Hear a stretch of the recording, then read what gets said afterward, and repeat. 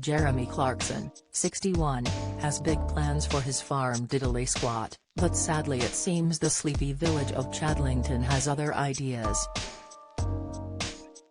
The Grand Tour star has run into numerous issues from opposing villagers, most recently for his proposed farm café, that was scuppered by a planning subcommittee, but has not giving up. Jeremy prides himself for playing outside the rules, and vowed he would continue to fight to diversify farming to help his fellow agricultural workers that are struggling due to rules set out by local governments.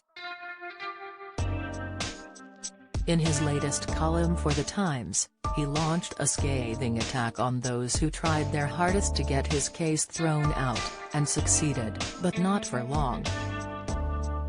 After he spent thousands turning an unused lambing barn into a small, wooden sawdust café, Jeremy was perplexed when planning permission was refused, despite having the backing from numerous organisations, including the Parish Council, Thames Valley Police, Oxfordshire County Council's Transport Division, West Oxfordshire District Council's Drainage Division, their Environmental Health people and their Business Development Department. Other farmers in the area pledged their support too, which isn't surprising as it'd be paying rather more than what they could get selling their pork and vegetables and chickens to the supermarkets, he joshed. Of course there was opposition, but the job looked a good one until he received the bad news. He penned, "The fateful meeting where this happened was held in a pus-coloured room at the headquarters of the West Oxfordshire District Council, in Witney. Inside there was a lot of press, an angry rich couple from my local village and, facing the local civil servants and minute takers, 10 councillors from the planning subcommittee. I scanned them carefully, trying to spot the Liberal Democrats who might oppose my plan because I'd once hosted a car show. But they all seemed fairly decent.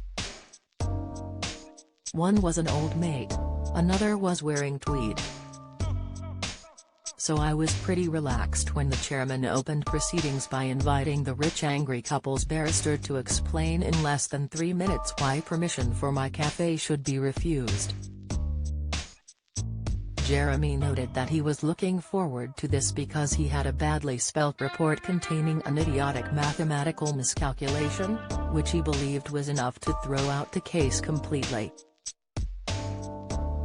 But despite defending himself after he had been subjected to a character assassination where his behavior was labeled shameful, Jeremy was then attacked by other locals who shared their views.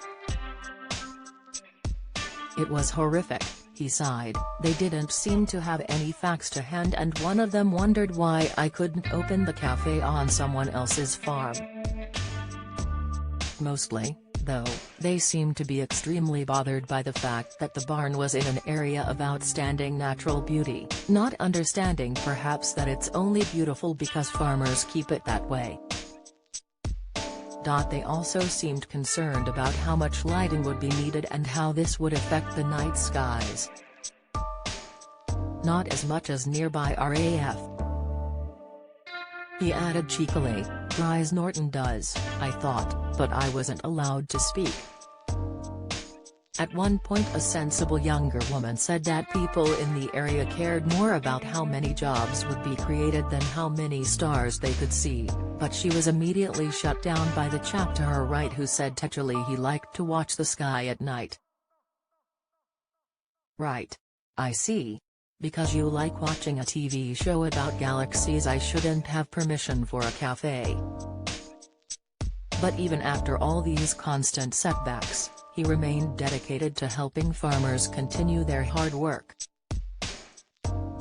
What this unholy alliance actually did was say to the thousands of struggling people who farm in a national park, or an area of outstanding natural beauty, or the Norfolk Broads, that they may not turn unused buildings into cafes or gyms or office space, Jeremy reasoned.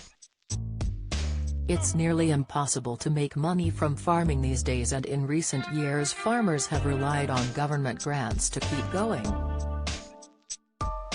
but those grants are being phased out and we have been told by the government that to survive we must diversify. And now local government is saying we can't. That has to be addressed, and soon, so that councils are encouraged or even ordered to cut farmers some slack.